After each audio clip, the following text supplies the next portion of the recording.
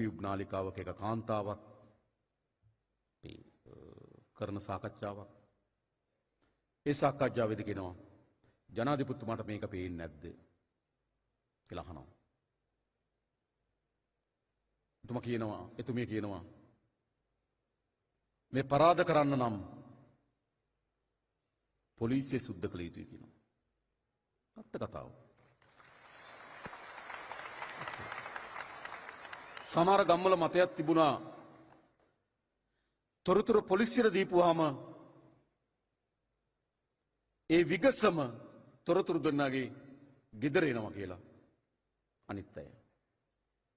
හැබැයි මම දන්නවා වර්තමාන පොලිස්පතිතුමත් අපේ පොලිසිය ඉහළ නිලධාරි මණ්ඩලය අපේ මහජනාධිපති පිරිබඳ අමාත්‍යතුමත් විශාල වේසක් දරනවා මේ අවසන් කරන්න.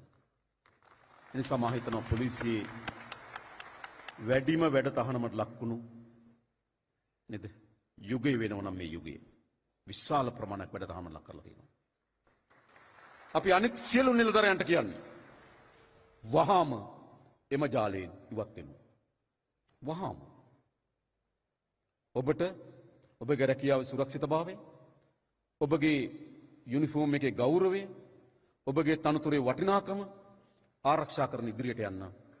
එසේ නැත්නම් එක වහාම මෙම කාර්යයන් ඉවත් නොවුණු අපි ඉවත් කරනවා. කරන්න. ඒ වගේම අනෙක් රාජ්‍ය යාන්ත්‍රණය මා කියන්නේ සාමාන්‍ය අපරාධකාරයෙක් අපිට තේරුම් ගන්න පුළුවන්.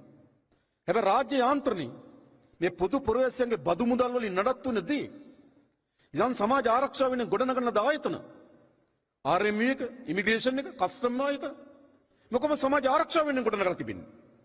බදු මුදල් ගෙවන්නේ ඒ වෙනුවෙන්, වැටුප් ගෙවන්නේ ඒ වෙනුවෙන්. හැබැයි මා ආයතනම ඊට පටහැනිව කටයුතු කරනවා නම් ඊතර මොනතරම් ඛේදවාචක කිරණමක් තියෙනවද? ඒ නිසා අපි සියලු සහාය සපයන රාජ්‍ය ආයතන නිලධාරීන්ට අපි කියන්නේ වහාම එම ක්‍රියාදාමයෙන් ඉවත් වෙනු. එතරයි. මෙය